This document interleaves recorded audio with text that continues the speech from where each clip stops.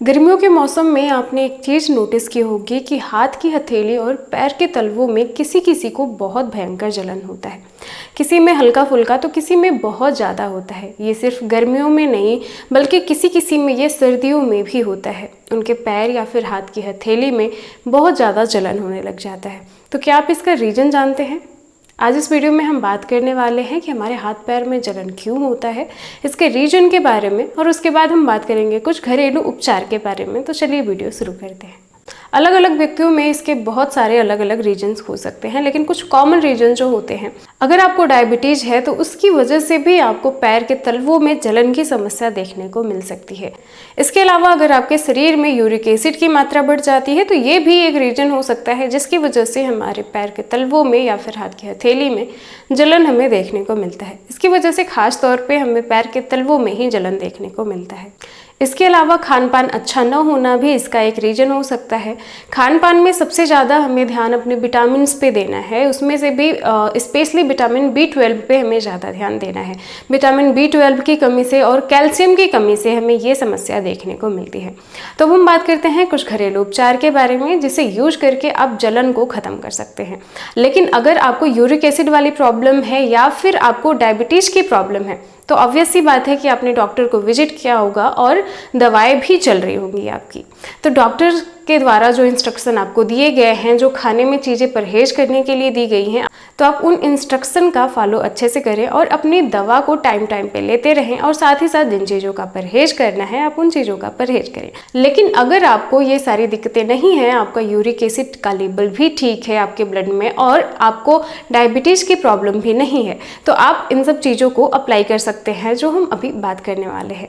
कभी कभी हमें जलन के साथ चुभन भी देखने को मिलती है, दर्द भी देखने को मिलता है। तो हम बात करते हैं कुछ घरेलू उपाय के बारे में, जिससे आप यूज करके पैर के जलन से आप राहत पा सकते हैं। तो सबसे पहला जो चीज़ करना है, आपको अपने पैरों की सिकाई करनी है। या तो आप ठंडे पानी से कर सकते हैं या गर्म पानी से कर सकते हैं, या आप मौसम के हिसाब से पानी ले सकते हैं। अगर गर्मी का मौसम है तो ठंडा पानी या फिर नॉर्मल पानी, अगर ठंडी का मौसम है तो आप हल्का गुनगुना पानी ले सकते हैं। और पानी में आपको 2 से ढाई चम्मच सेंधा नमक मिलाना है। सेंधा नमक मिलाने के बाद आपको 10 से 15 मिनट अपने पैरों को डिप करके रखना है, या हाथ की हथेली में जलन हो रहा है तो हथेली को उसमें डिप करके रखना है।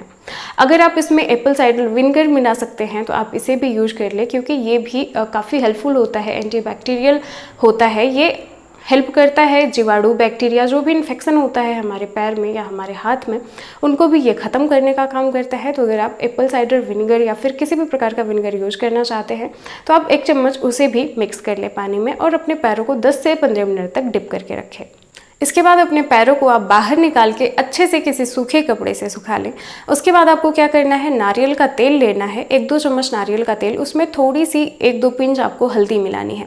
हल्दी मिला के एक लेप तैयार कर लेना है और अपने पैरों पे थोड़ी सी मसाज करनी है। जो नारियल का तेल होता है, इसकी तासीर ठंडी होती है, जिससे आपको बर्निंग सेंसेशन से राहत मिलेगा, थोड़ी सी ठंडक मिलेगी। और हल्दी जो होती है, इसमें एंटी इन्फ्लामेटरी प्रॉपर्टी होती है, एंटीबैक्टीरियल प्रॉपर्टी होती है। तो ये अगर पैर में सूजन या हाथ की हथेली में सूजन होगा तो उसे भी कम करने का काम करता है। साथ ही साथ अगर दर्द होगा तो उसे भी खत्म करने का काम करता है। और नारियल के तेल की तासीर ठंडी होती है तो वो ठंडक प्रदान करने का काम करे। बस आपको इतना ही करना है। अगर आपके हाथ की हथेली और पैर में जलन हो रहा होगा तो खत्म हो जाएगा।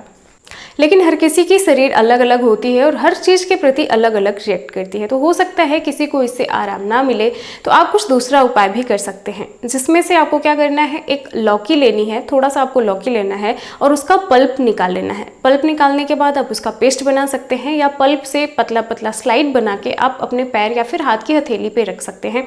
10 से 5 मिनट इसे छोड़ दें और आप देखेंगे कि जलन से इससे राहत मिल जाती है। ऐसा आप 10 से 15 दिन तक लगातार कर सकते हैं, या फिर जब आपको जलन हो तब इसे आप यूज कर सकते हैं, आपको जलन से राहत मिलेगी।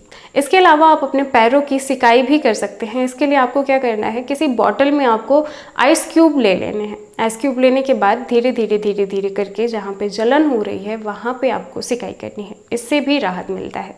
और अगर आप चाहते हैं कि ये जलन से छुटकारा आपको हमेशा के लिए मिल जाए, तो आपको क्या करना है, सुबह सुबह आपको नंगे पाँव हरी घासों पे चलना है। ओस गिरी होती है सुबह के टाइम में, और आपको नंगे पाँव 10 से 15 मिनट सुबह सुबह घास पे चलना है। और ऐसा आपको 1 महीने तक करना है। अगर 1 महीने तक नहीं तो कम से कम 15 से 20 दिन तक आपको करना है, और आप देखेंगे कि जो पैर में जलन वाली समस्या आपको देखने को मिलती थी वो खत्म हो जाएगी। लेकिन अगर कभी कभार ये समस्या बाय द वे उभर आती है या फिर जलन आपको होने लग जाती है, तो आप पहले से सुझाए गए उपायों के बारे में सोच सकते हैं। या तो आप लौकी यूज कर सकते हैं, बर्फ़ से सिकाई कर सकते हैं, या फिर ठंडे पानी में पैर भिगा सकते हैं। तो ये थी आज की वीडियो। आई होप आपके लिए हेल्पफुल रही हो। वीडियो यहाँ तक देखने के लिए थैंक यू सो मच। मिलते हैं अपनी अगली वीडियो में, तब तक के लिए बाय बाय।